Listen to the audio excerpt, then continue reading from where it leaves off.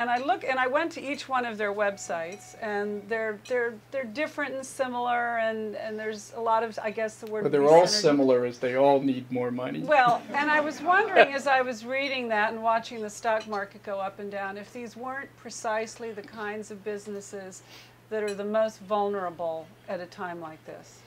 Well, confidence is what drives a lot of venture capital investments. Venture capitalists have raised money and they want to put money into companies. Right. And you develop a portfolio. And pretty much when you invest that a third of the companies will go out of business, not make it. A third perhaps will return the money that you put in. A third will make a little bit of profit, and then you hope for your one mega hit. And that's why you need a portfolio, and that's a standard operating procedure of a venture capitalist. Right, and that's your portfolio that you've posted on your website. Yeah, although a lot of the drivers for the investments that I've been making have either been, I really think it's a good business that can do well by doing good, or friends are involved, or they're a local-based startup and they're going to help the local community, and it's kind of part of the Keiretsu. And we're lucky. There's an angel network that is formed here that we help, and it's not just money. What's an angel network? What do you mean by that? It's people who have had success in their life and are willing to mentor a young executive and give them some money and open their Rolodex for them and tell them. Are you the chief angel? No, I'm an angel. You're But on some deals, I'm the chief and I bring people in. On some deals, Jack's the angel and he'll bring me in, and we tend to have like a trust. So if Jack is the lead and says just send me X dollars, we don't do a lot of due diligence. We figure someone in the Keiretsu has, and then we give some money, and then we try to add value. How many of your 16 businesses cross over and create these double bottom lines for you that you were talking about earlier? That's really what I'm looking for. I just started a company that I'm the majority owner of called Snag Films. Right. And philanthropy? Philanthropy. I want to make sure I pronounce it right. Some of the higher calling, and I really do believe in that. Well, Snag Films, if people haven't been to the website, if you ever go to bed with your laptop like I often do, you can get in bed, go to Snag Films, and there are documentaries that you can just watch right there on your laptop free. Right. There's one up there right now called Inside the Bubble that's about the Kerry campaign. It's perfectly in sync with the times. Well, tonight, and I'm very proud of this. Tonight there's a premiere, and it's a perfect example. There was a young man who was sent away to college by his parents, and he pledged for a fraternity, and he died.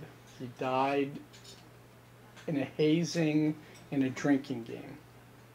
And the parents were horrified, and they started a charitable foundation, and they ended up making this unbelievable documentary called Haze, H-A-Z-E, and then the parents made it? Yeah, and the charitable foundation. Right. It's a story of his life and what happens on college campuses, pledging, and every parent who has a kid in college should watch this movie. Can people come to you and offer you their documentaries, or yes, do you we're open for business. I believe that documentary nonfiction Is there a screening film, process? Yeah, we look at it. Right. No, but I meant, it's not YouTube. No, it's not YouTube. It's the entire movie for free. Right. And we attach a charity. Make sure to plug in your laptop before you start watching. We attach a charity to the film. So now we've got about 500 movies on the network. But more importantly, I created this term called philanthropy, which is make movies that shine a light on a tough subject, activate volunteerism, charitable giving. Right. And I made some movies under this philanthropy umbrella, but it was sounding elitist. right? It's like, oh yeah, you're a philanthropist because you can afford to make movies, or you have friends that'll help you to make these movies. Right. And I tried to think of, we need a new currency for the last 100 years or 50 years of media. We pay two ways. You pay with money, or you pay with your time. The TV, newspapers, it's an exchange. You give me your time, you give me 23 minutes, and you have to sit through 7 minutes of commercials. You read an article on the front page, and when you flip to page 18, page 17 is going to be an ad. And so there's this agreement between consumer and media company. You'll accept an ad. So I wanted to create a new currency. And I said, well, what else could people pay with? And I went, pixels. Everyone's got a blog, everyone's got a website, everyone's got a MySpace or Facebook page. And people want to help. So if I could say, I don't want your time, I don't want your money, I want your pixels. Go to Snag Films, watch the movie. If you like it, snag it, drag it and embed it into your blog, into your website, into your MySpace page, and let your friends see it. Yeah. And then if they like it, they can do the same, and we'll... So to pay it forward. Exactly. So it's... But does it support itself at this point? It will very quickly. Just to put in perspective, it's 12 weeks old.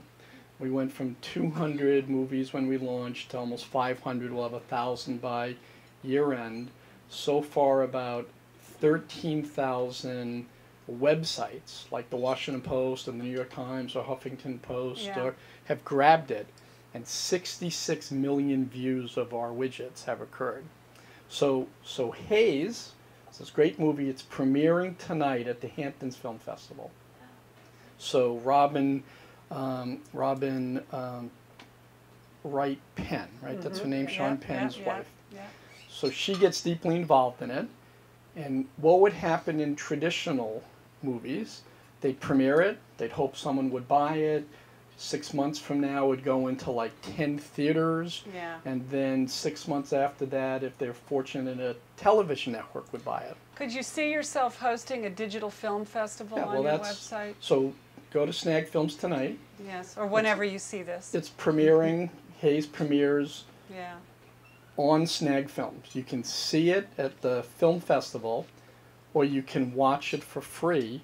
And what we've done now is we've gone to every college campus, we've gone to every college website, we've gone to parents groups and MAD, and we've said, take this film and open a virtual theater and show the world this movie, and then you can donate your time and money to the causes around it. Can people review your films on the website? Of course. Can everybody be there? Of course. That's Of your various investments, which one is the most successful? I mean, is there one that stands out that you live on? That I live on. You know, I have no income. What do you live on? I have no income. Are you just still living on all that great AOL cash in? The kindness of strangers. Yeah. Well, what was the I guess it was a near-death experience that you refer to that made you face your own mortality and gave you a new view of your life? What was it that happened?